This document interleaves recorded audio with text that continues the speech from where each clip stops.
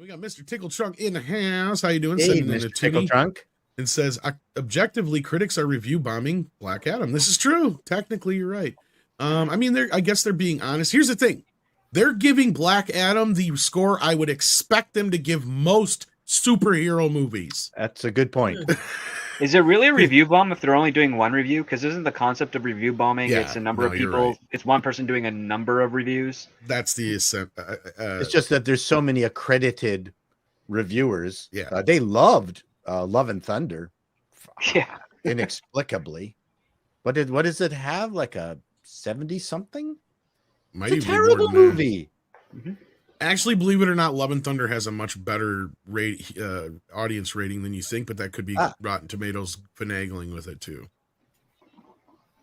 I don't understand. Surprisingly, all these Marvel movies still have pretty high ratings. The only ones that don't, believe it or not, the lowest rating Marvel movie, guess which one it is? It's not even the one you'd think it is. The lowest one. Is it Hulk? Is it the Incredible Hulk? Third Iron Man. No, and I think most people would think it's the Eternals. It's actually Captain Marvel. The one they started this whole thing trying to fortify it with. But it was a billion dollar It's movie. still the lowest rating on Rotten Tomatoes as far as Marvel movies go. It's not a good movie. Captain Marvel. Yep. Eternals just barely beat it, but yeah. Yep. That's because it has like a 60-something and Eternals has like a 70-something, but the rest of the Marvel movies are in the 80-90 percentile with the audience. With the audience, even Thor: Love and Thunder is in that 80 percentile. And you know, we have to be careful too, because I have engaged individuals that like stuff that I don't. I mean, I've talked with people who love She-Hulk, people who love Rings of Power, and I listen to them and I probe them. I mean, not in an alien invasion way, but I mean, and I'm just curious as to their motivation, their experience, what kind of creative experience, what kind of creative background they might have.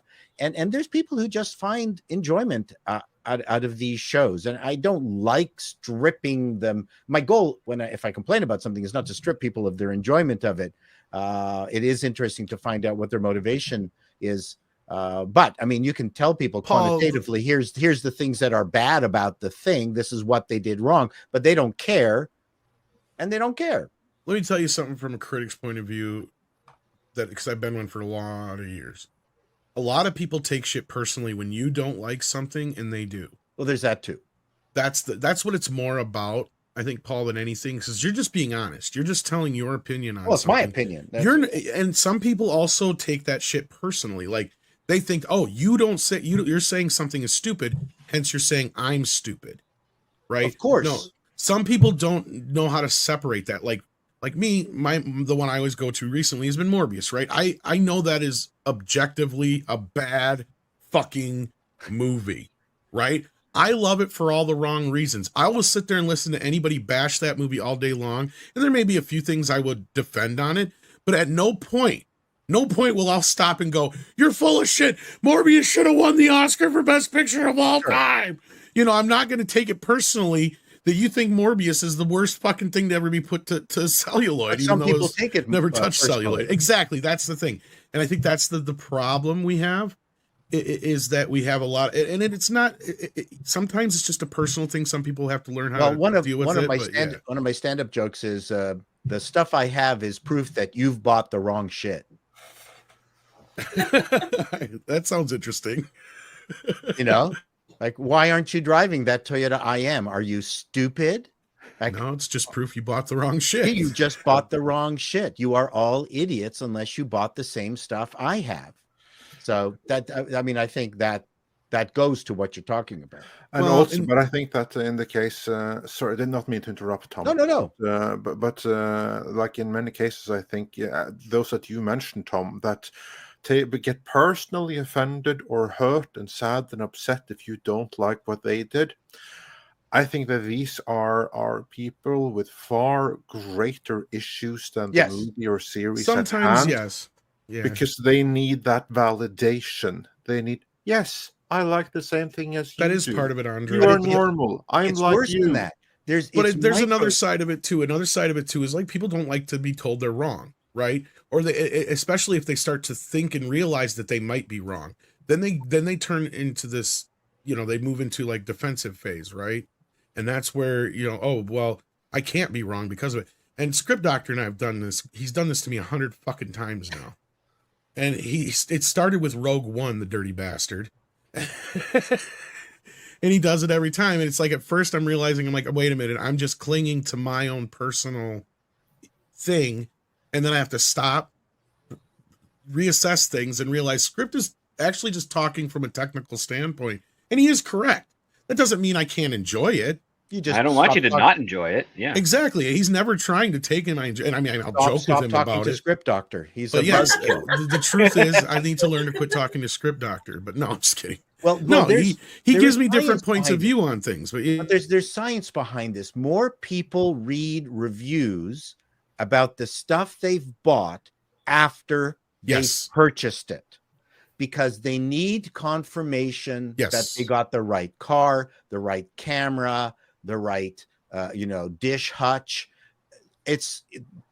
They don't do the research beforehand. In fact, the vast majority of people don't even take a car out for a test drive before they buy the particular car.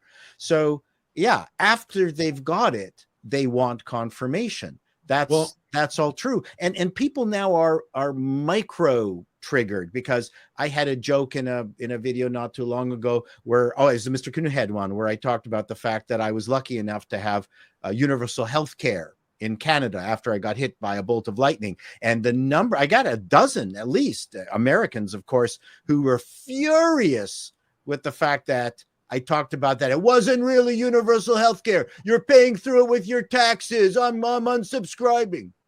It was just like, I'm a guy wearing a stupid aluminum canoe on his head talking about universal health care, and you took me seriously. This is how triggered people are.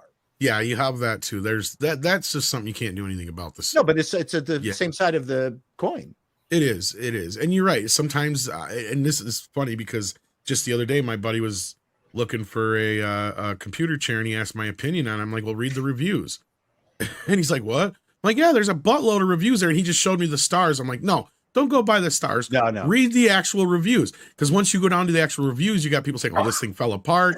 I weigh this much, and it's supposed to have that. It's like, then you actually see the 1 stars. Yeah. That's what I said. Start with the worst reviews. So then you'll know what the problems are going to be. And if they're common problems, I said, pay attention to see if they're common problems.